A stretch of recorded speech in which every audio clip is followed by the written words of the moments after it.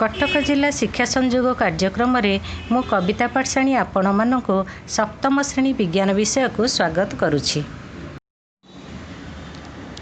षष्ठ अध्याय ताप और ताप संचरण रे आज आम एक नूतन पर्याय आलोचना करिबा। आज आम जानिबा परिचालन प्रक्रिया रे वायु रे ताप संचरण किपरि होइथाय। आस सेथिपाई गोटे छोट परीक्षाटीए करिबा। एई परीक्षा करिबा पई कोन आवश्यक? गोटे मोहम्बती, 4टी कागज कप, किछि बाली, 4टी धूपकाठी एवं गोटे दियासिल बाक्स। तेबे परीक्षाटी को किपरि करिबा? चट्टान उपरे गोटे कार्डबोर्ड को रख। एहार चारिकोण रे 4टी कागज कप रे बाली पूर्ण करी रख। बाली रे सामान्य पानी सिंची देले भल। वर्तमान प्रत्येक कागज कप रे गोटे लेखाएं जलंत धूपकाठी भूलंब भाव रे गेंजी रख। देखिब धूपकाठी 4टीर धुआं ऊपर को उठुची। वर्तमान मझी रे थिबा मोहम्बतीटी को जलाओ। एठारे पिला माने तुमे कौन लक्ष्य करिब? एठारे तुमे देखिब जे धूपकाठीर धुआं आउ ऊपर को उठु नाही, ताहा सामान्य तल को बंकई मोहम्बती आड़ को आसुची एवं तापरे धीरे धीरे ऊपर को उठुची। धुआंर गति रे ए प्रकार परिवर्तन काहींकी हैला आमे जानिबा। एही क्षेत्र रे जलंता मोहम्बती रखिबा क्षणी मोहम्बतीर शिखा निकटवर्ती वायु कणिका उत्तप्त हैला। वायु उत्तप्त हेबारु हालुका होई ऊपर को उठिला। सेही खाली स्थान पूरण करिया पई मोहम्बतीर चारिपटु शीतल वायु मोहम्बती पाखको आसिला एवं एहार प्रवाह रे धूपकाठीर धुआं को मध्य बंकई तल को आनिला।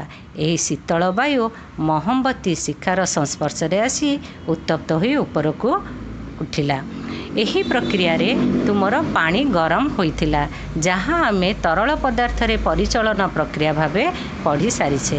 वर्तमान परीक्षाटे जहाँ जानिले ताहा वायु रे परिचालन प्रक्रिया रा एक दृष्टांत अटे। एथिरो आमे जानिले सबु तरल और गैसीय पदार्थ रे ताप संचरण परिचालन प्रक्रिया रे होइथाय। पृथ्वी वायुर एक आस्तरण द्वारा आवृत। एही आस्तरण रे तापमात्रार परिवर्तन विभिन्न कारणरू घटिथाय। तेणु एठारे वायु रे परिचालन प्रक्रिया विभिन्न रूप रे सक्रिय होइथाय। आस एथिरु केतोटी प्रक्रिया विषय जानिबा, जेपरिक समुद्र समीर, स्थल समीर, घूर्णिवायु एहिपरि किछि। उपकूलवर्ती अंचल रे दिन बेला जलभागरू शीतल पवन स्थल भाग आड़क प्रवाहित होइथाय।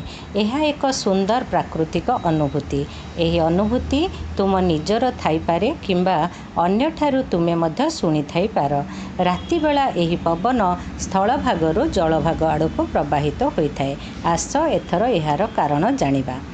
दिन बेला सूर्यंकर प्रखर किरण जोगु स्थल भाग जल भाग तुलन रे शीघ्र उत्तप्त हो जाए। एहार अर्थ स्थल भाग उपरिस्थ वायु जल भाग उपरिस्थ वायु तुलन रे अधिक गरम हो जाए। फल स्थल भाग उपरिस्थ गरम वायु हालुका होई ऊपर को उठी थाए। एही स्थान रे वायु चाप कम रहिबा कारणरू एहार स्थान पूरण करिया पई जल भाग संस्पर्श रे थिबा शीतल और भारी वायु स्थल भाग आड़को प्रवाहित होइथाए। दिन बेला जल भागरू स्थल भाग को प्रवाहित हेउथिबा एई शीतल पवन को समुद्र समीर बा सी ब्रिज बोली कहा जाए। सेथिपाई समुद्र उपकूलवर्ती घर गुड़िकर झरका और द्वार सर्वदा समुद्र आड़को मुह करी रही थाए। रात्रि समय समुद्र समीरर ठीक विपरीत प्रक्रिया घटी थाए। राति रे स्थल भाग जल भाग तुलन रे शीघ्र शीतल होइथाए, अर्थात जल भागर तापमात्रा स्थल भागर तापमात्रा ठारू अधिक रहे। तेणु जल भाग संस्पर्श रे थिबा वायु उत्तप्त और हालुका होई ऊपर को उठी जाए। एठारे वायुर चाप कम हेबा कारणरू सही स्थान पूरण करिया पई स्थल भाग संस्पर्श रे थिबा शीतल और भारी वायु जल भाग आड़को प्रवाहित होइथाए। पवनर एही प्रवाह को स्थल समीर बा लैंड ब्रिज कहा जाए। पर्वत शिखर रे वायु परिचालनर ठीक सही प्रक्रिया चली थाए, जहाद्वारा पर्वत समीर एवं उपत्यका समीर सृष्टि होइथाए। दिन बेला पर्वत शिखरर वायु एहार पाददेश अपेक्षा अधिक गरम होइथाए। गरम वायु हालुका होई उपरकू उठिबा आरंभ करिबा क्षणी एठारे वायुर निम्नचाप सृष्टि होइथाए। ସେହି ସମୟରେ ଉପତ୍ୟକାର ଥଣ୍ଡା ଓ ଭାରୀ ବାୟୁ ପର୍ବତ ଶିଖର ଆଡ଼କୁ ପ୍ରବାହିତ ହୋଇଥାଏ। ଏହାକୁ ଉପତ୍ୟକା ସମୀର ବା ଭ୍ୟାଲି ବ୍ରିଜ୍ ବୋଲି କୁହାଯାଏ। ରାତ୍ରି ସମୟରେ ପର୍ବତ ଶିଖର ଶୀଘ୍ର ଥଣ୍ଡା ହୋଇଯାଏ, ତେଣୁ ଭାରୀ ବାୟୁର ଚାପ ଏଠାରେ ଅଧିକ ହୋଇଥାଏ। ସେହି ସମୟରେ ଉପତ୍ୟକା ଉପରିସ୍ଥ ବାୟୁ ଗରମ ଥାଏ, ତେଣୁ ହାଲୁକା ହୋଇ ଉପରକୁ ଉଠିଯାଏ।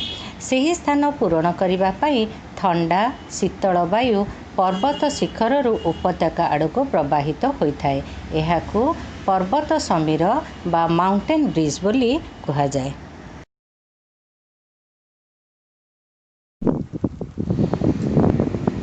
ଏବେ ଆମେ ଜାଣିବା ଘୂର୍ଣ୍ଣିବାୟୁ ବିଷୟରେ।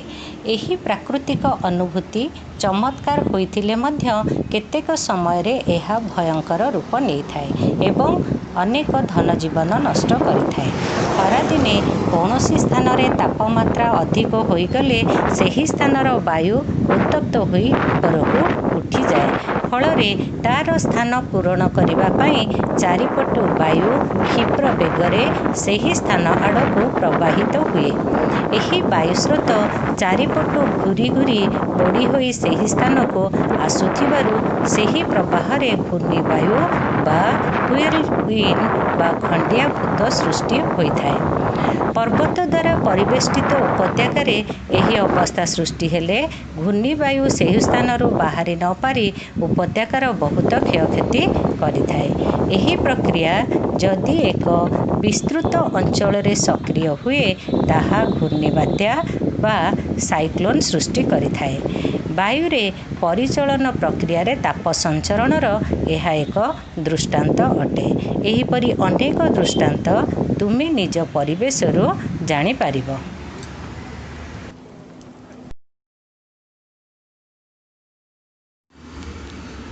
ଆଶା କରୁଛି ପିଲାମାନେ ଭିଡ଼ିଓଟି ତୁମମାନଙ୍କୁ ଭଲ ଲାଗିଥିବ।